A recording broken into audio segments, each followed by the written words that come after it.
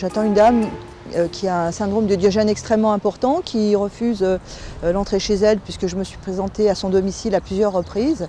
Et donc je sais qu'elle retire son argent grâce à sa curatelle tous les mardis matins à 8h40 au guichet de la banque qui est derrière. Et donc je vais essayer de tenter une première approche pour lui expliquer quel est mon métier et comment je vais pouvoir l'aider.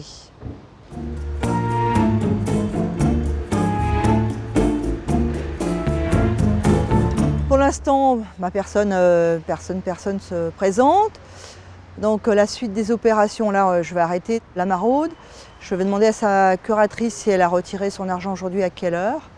Et puis la semaine prochaine, je reviendrai à 8h40 devant la banque et je vais aller voir la voisine, savoir si elle l'a entendu, elle l'a vu et si elle a des rituels de sortie, voilà, pour essayer de la rencontrer dans un lieu public en fait. Les modalités de la première rencontre en général, c'est d'éviter d'être vécu comme quelqu'un de persécuteur et d'aborder des éléments ressources pour la personne. Donc si la personne aime bien les chats, on parle des chats. Si elle aime bien faire du vélo, on parle du vélo. Voilà, pour vraiment, dès la première rencontre, installer une relation de confiance. C'est possible ou des fois, c'est pas forcément toujours possible.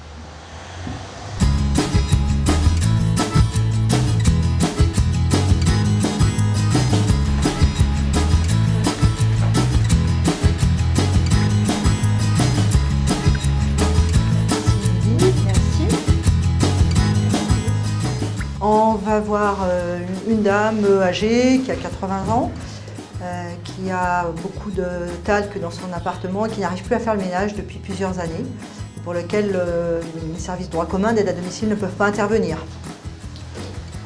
C'est Émilie Gex en fait qui est référente pour cette situation et pour le chantier d'aujourd'hui, on a travaillé à deux.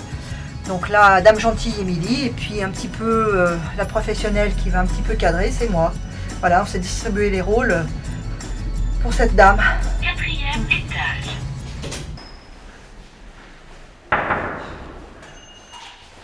Maria? C'est Émilie.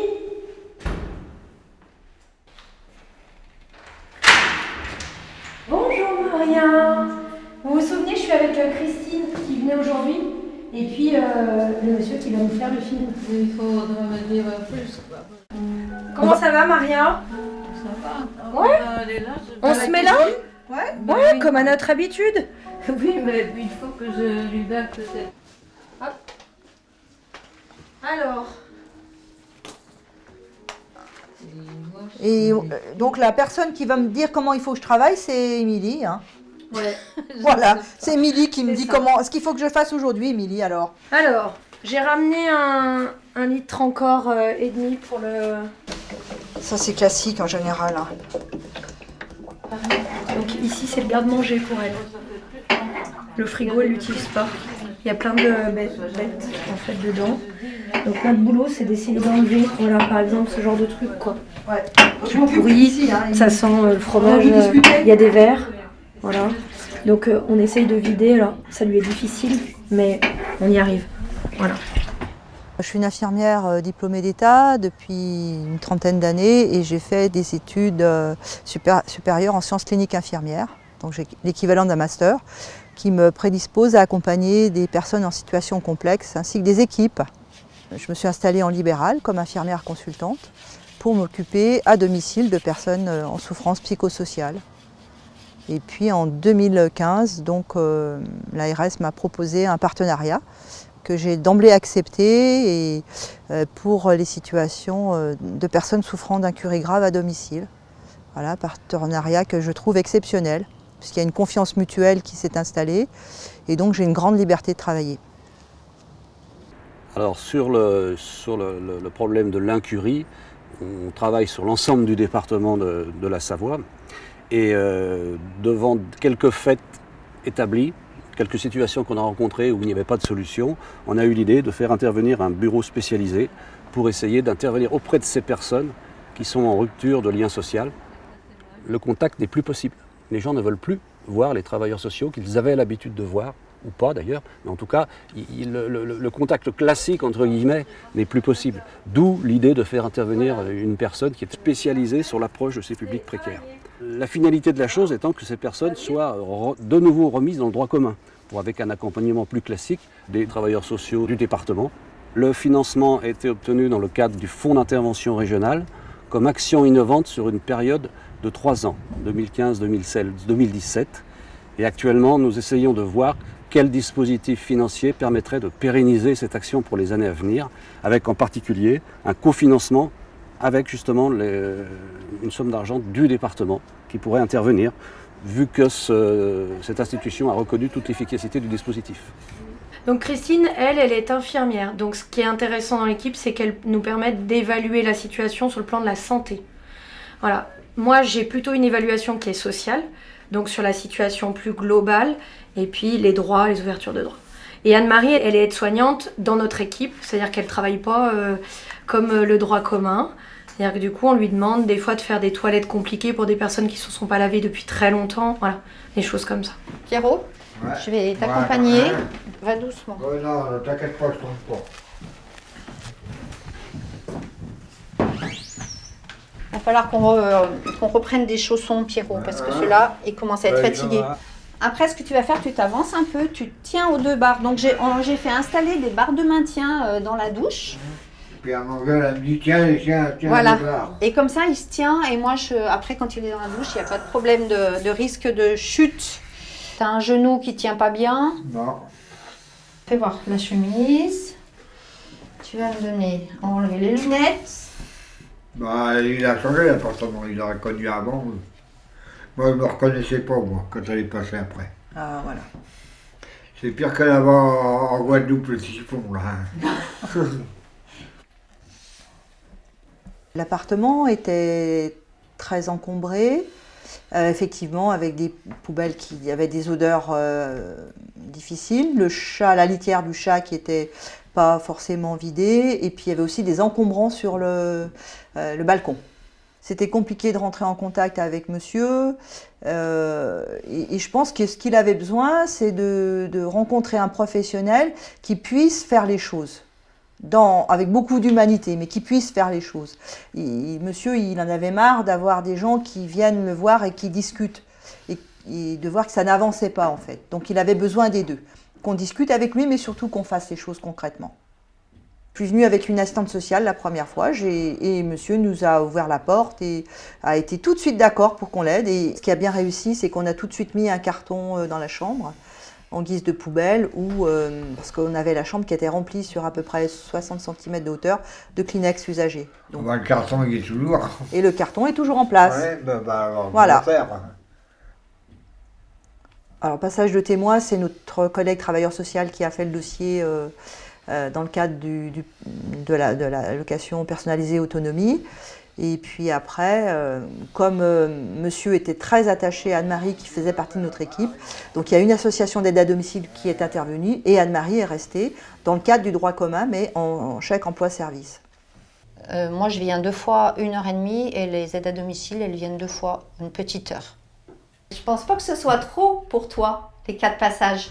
C'est pas trop, t'as pas Non, trop de au monde contraire. dans la semaine. J'ai du monde qui vient là, je sais pas, je suis dans mon lit à regarder la télévision. Pierrot, en fait, il réaccumule pas trop. Hein. Mais bon, il y a surtout les journaux, les revues. Donc de temps en temps, je prends un sac et je dis à Pierrot, bon, je vais jeter un petit peu pour pas que ça recommence. Maintenant, je suis au paradis. Là. Il y avait dit à Christine.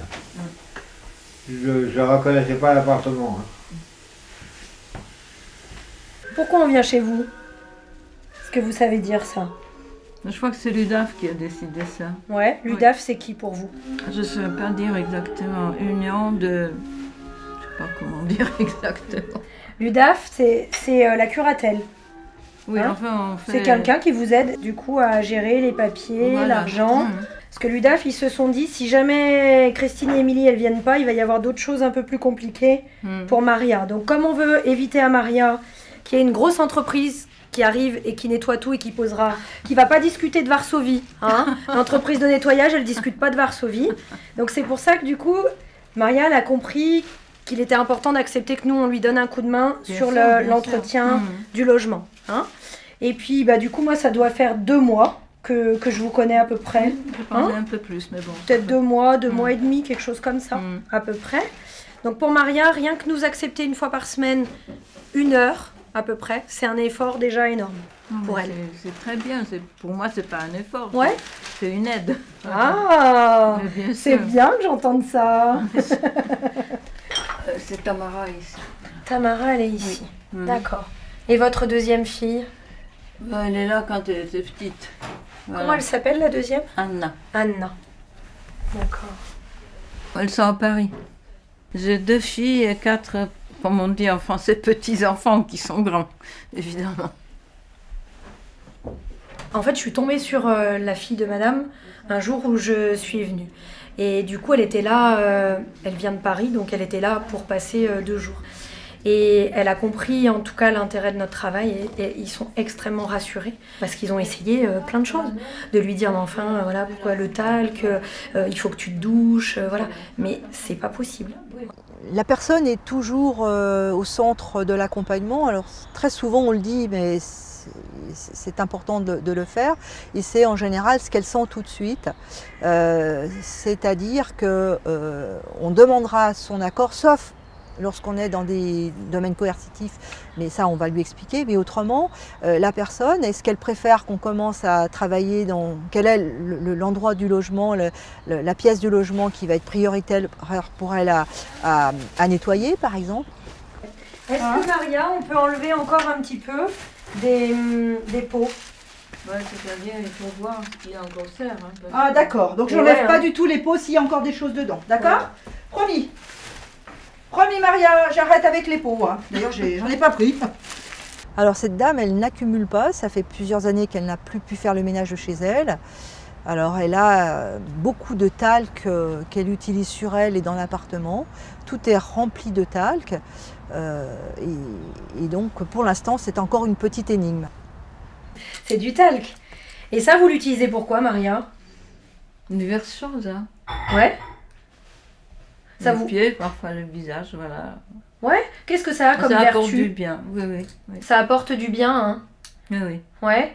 Ça vous protège? Je pense, oui. Ouais. D'accord. Pour pas attraper des maladies?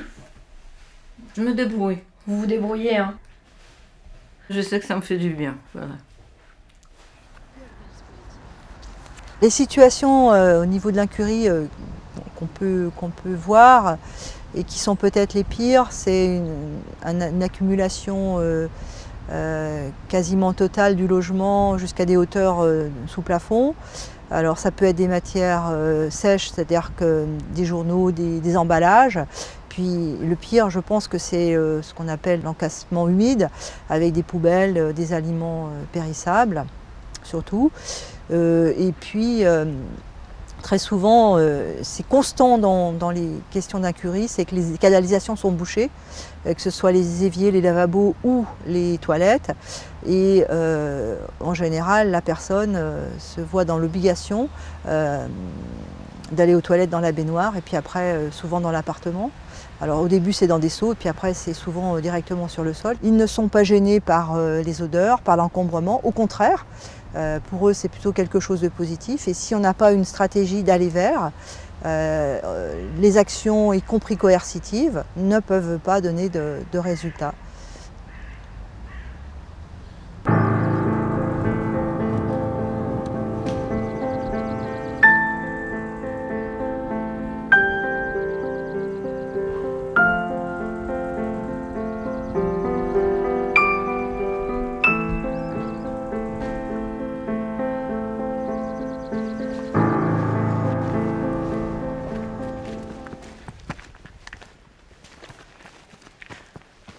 Alors là, je vais voir monsieur dans le cadre d'une visite hebdomadaire pour voir si tout va bien au niveau de la santé.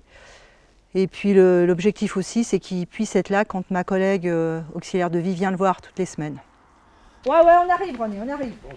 Alors monsieur, on vient le voir depuis le mois de décembre 2016, à raison d'une fois par semaine. Et donc le logement était extrêmement sale, donc on a pu faire le ménage, un très gros ménage. Et maintenant, ma collègue Anne-Marie fait le ménage hebdomadaire. René ? Ça y est, on est là. Bonjour. Salut, ça va? Ça va, René? La forme? Ouais, et toi? Bon, non. Dis, René, tu sais pourquoi je suis venue te voir? Parce Non. que quand Anne-Marie, elle vient, Oui. souvent, tu n'es pas là. Ah bon? Ah bon? Est-ce que ça serait possible que tu sois chez toi quand elle vient? Ben on sait rien, qu'elle prévienne. Ouais, mais elle te prévient, mais en ce moment, t'es pas chez toi. Non, mais bon, je m'appelle au téléphone. Ouais. Il est toujours dans la poche. Ouais, d'accord. De toute façon, vous faites bien comme vous voulez. Bah oui, mais René, ce qui est important, c'est qu'on fasse avec toi. Bon. Hein? Pour voir si tu vas bien. Parce que quand on vient te voir, il faut savoir si tu as besoin qu'on appelle le médecin ou qu'on fasse autre chose. Le Tu médecin, vois? dans les marches, j'allais au cimetière. Ouais. Et ben c'est pour ça qu'on vient, René, pour remonter le moral. Oui, trouve-moi Voilà. une femme, tiens. Ah, T'as mais pas de copine? tu sais que c'est pas mon métier, ça, René, hein?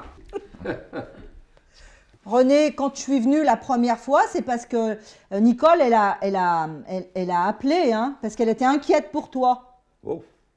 C'est la mère de la commune, Nicole. Ah, l'école, oui. Nicole, voilà, hein, Oui. elle a appelé Ouais. en disant monsieur, il est peut-être en danger tout seul chez lui, qu'elle s'inquiétait pour toi. Oh. C'est pour ça que je suis venue, René. Eh ben, c'est Hein? bien, oui, oui. Voilà, c'est pour ça que je suis venue. Et puis qu'on a fait un gros ménage chez toi. Alors, suite à la visite que vous avez faite à domicile, je pense que ça a été déterminant pour qu'il signe donc et la demande de mise sous protection juridique et la demande d'entrée en EHPAD. Donc c'est un pas immense qui a été fait. Hein. Voilà, donc ça c'est important. Donc les 2 dossiers sont en cours et entre autres, il souhaite être sous mesure de protection juridique parce qu'il aimerait qu'on l'aide à vendre la maison. Alors moi j'ai été étonnée, vraiment très étonnée tout à l'heure de voir comment ce monsieur, parce qu'il y avait une caméra chez lui, a pu être constant sur aussi longtemps et a pu être très content en fait qu'on s'intéresse à lui, qu'il y ait une forme de reconnaissance. Voilà, et ça c'est aussi, chaque fois que quelqu'un rentre à domicile, pour moi, je suis infirmière et il faut que ce soit thérapeutique. Alors ça ne réussit pas toujours, aujourd'hui ça a merveilleusement bien réussi. À ce stade, je pense que c'est vraiment important de mettre en évidence l'intérêt de ce service. Parce qu'on part de très loin, hein, puisque lorsque nous avons pris contact avec votre service, c'était tout au début de l'hiver, hein, pratiquement. Oui. On était complètement démunis. Et je tiens vraiment à témoigner de cet aspect-là, au cas où, effectivement, il y aurait besoin de faire connaître cette expérience auprès d'autres élus, pour savoir qu'ils ont un outil à disposition. Oui, alors cet outil, il existe, effectivement, il est indispensable, mais il fonctionne parce qu'il y a ce partenariat. Parce que vous, Madame le maire, vous avez signalé la situation, vous vous y êtes intéressée, et parce que vous avez continué à apporter votre aide, c'est ce réseau qui se développe autour d'une situation qui permet d'avancer. Je suis tombé bœuf. Voilà. Je suis resté tout seul, volontairement. Je n'ai pas cherché à trouver une femme, donc j'aurais pu. Hein. Mais bon, comme ça. Bon, j'ai perdu ma fille, Ouais. et puis ma famille, je ne la vois pas. Eh oui, t'es tout Mais seul, bon, quoi. Voilà, Ouais. j'ai tout ça. C'est peut-être la tête qui ne va pas. Hein? Oui, René. Ouais. Moi, je suis d'accord avec toi. Aujourd'hui, ça va bien, puis des fois, ça va moins bien. Allez, là, il va falloir fermer le banc. Hein.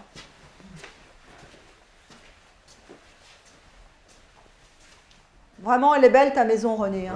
Elle est vraiment belle, ta maison. Les arguments sont toujours trouvés pour dire on n'a pas à s'en occuper, c'est de la faute des gens. Les pauvres, c'est de leur faute. Elles sont pauvres parce qu'elles ont manqué de courage, elles l'ont bien voulu. Et lui, il était riche et donc il a qu'à se débrouiller. Mon boulot, c'est de remettre en lien avec les autres professionnels qu'ils ne vont plus voir du tout. Donc souvent, la visite à domicile, elle se fait, c'est moi qui ramène l'assistante sociale chez la personne. On est beaucoup plus dans ce sens-là que d'aller dans un bureau Voilà, parce que les gens qu'on peut avoir sont trop dépendants. Ça fonctionne bien parce qu'on est très motivés. Très très motivés. Voilà, moi je ferais pas un autre métier que le mien. Parce que c'est un boulot qui est très gratifiant. Quand on enlève des poubelles, on voit ce qu'on fait, hein, clairement. Il y a plein de boulots au niveau relationnel qu'on fait, qui se voient pas forcément. Mais nous, on voit quand les gens se dégradent moins vite, quand, voilà, ou ne serait-ce que faire en sorte qu'on soit un lien avec eux quand il n'y en a plus du tout, avec personne. Se soucier de quelqu'un qui avait disparu du paysage social. Voilà. À vendredi, vendredi 8h. C'est bon? Ouais. Pierrot, Allez, journée. à vendredi, ouais. La douche, elle a été prise. Je me sens mieux, là.